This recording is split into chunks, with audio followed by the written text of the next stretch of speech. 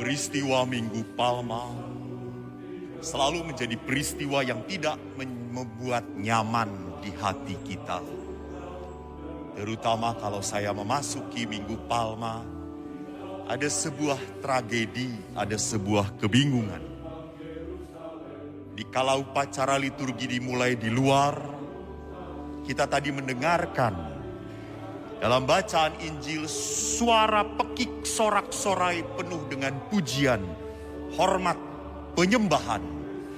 Hosana, terpujilah dia yang datang dalam nama Tuhan. Hosana di tempat yang maha tinggi.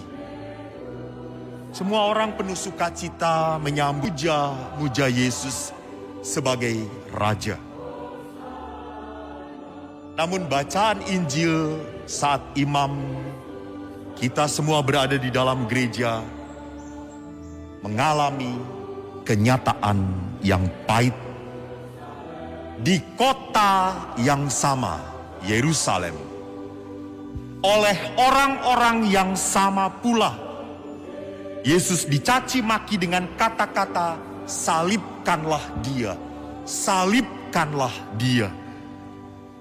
Itu adalah teriakan yang hanya pantas diberikan kepada seorang pemberontak, kepada seorang pengacau, pengganggu masyarakat, kepada seorang penjahat besar, dan kepada sampah masyarakat. Saudara-saudara, apakah ini skenario Tuhan? Apakah ini adalah rancangan Tuhan? Tuhan maunya seperti ini, ya sudahlah, terjadi saja. Tidak, ini bukan rancangan Tuhan. Seperti itu bukan karya Tuhan. Karya Tuhan tidak pernah ada di dalam kejahatan. Lalu kenapa bisa terjadi seperti itu? Itulah kenyataan manusia. Manusia, kita semua adalah sosok yang rapuh, yang lemah, yang mudah goyah, yang lebih mudah terpengaruh oleh yang jahat daripada terpengaruh oleh hal-hal yang baik. Namun apakah manusia semuanya seperti itu? Tentunya tidak. Ingat, ada Maria dan Yohanes yang setia mengikuti jalan Yesus, bahkan setia sampai berdiri di kaki salib Yesus. Saudara-saudariku, di dalam kelemahan kita, di dalam kelekatan bahwa kita lebih menyukai berada tinggal di rumah kita daripada di rumah Bapa, marilah kita menghormati karya penyelamatan Allah. Marilah kita memasuki pekan suci dengan merendahkan hati kita. Kita mengisi pekan suci dengan keheningan, doa, puasa, dan pantang. Serta keberanian kita untuk tetap berbagi rejeki di masa yang sulit itu. Inilah tanda penghormatan kita untuk merayakan misteri keselamatan Tuhan. Dan kita melihat ada dua peristiwa paradoks yang saling bertentangan. Yang satu itu muncul di dalam Injil Lukas bab 19 ayat 38. Kita tidak dengarkan tadi karena tidak ada upacara perarakan. Orang Israel di Yerusalem berkata apa? Diberkatilah dia yang datang sebagai raja dalam nama Tuhan. Jadi Lukas tidak berteriak Hosana, sedangkan penginjil yang lain berteriak Hosana. Sama sebetulnya. Jadi kata yang dipakai adalah beaticut, terberkatilah. Namun bacaan Injil yang kedua yang baru saja kita dengar, teriakan penuh dengan amarah kemarahan. Diambil dari Injil Lukas 23 ayat 18. Bahkan dikatakan, enyahkanlah dia, lepaskan Barabas bagi kami. Mengerikan. Saya tadi malam melihat anak OMK latihan tablo.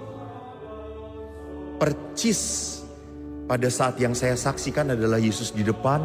Semua rakyat dan prajurit teriak pada Yesus. Semuanya OMK. Kerasa sekali kejamnya OMK ini. Mereka mungkin melampiaskan keputusasaan mereka gitu ya. Kemarahan mereka sendiri. Jadi ini paradok. Peristiwa pertama terjadi, kenapa sampai orang Yerusalem berteriak memuji Yesus? Karena mereka melihat begitu banyak mujizat yang dilakukan oleh Yesus. Memang di Galilea yang paling banyak, maka tadi didengarkan Yesus orang Galilea. Di jalan Galilea ke Yerusalem kurang lebih Yesus hanya membuat 6 mujizat. Di Yerusalem saja Yesus hanya membuat 1 mujizat. Yaitu dia menempelkan kuping telinga Malkus yang dicopot oleh salah satu muridnya. Hanya itu. Tetapi semua orang Galilea, semua orang Yerusalem sadar Yesus itu Mesias. Kenapa jadi terbalik? Orang Farisi dan ahli Taurat meracuni mereka. Mempengaruhi pikiran mereka sehingga teriakan diberkatilah menjadi salibkanlah. Memang manusia kadang-kadang begitu mudah berubah arah dan pandangannya. Karena manusia tidak punya pijakan yang jelas.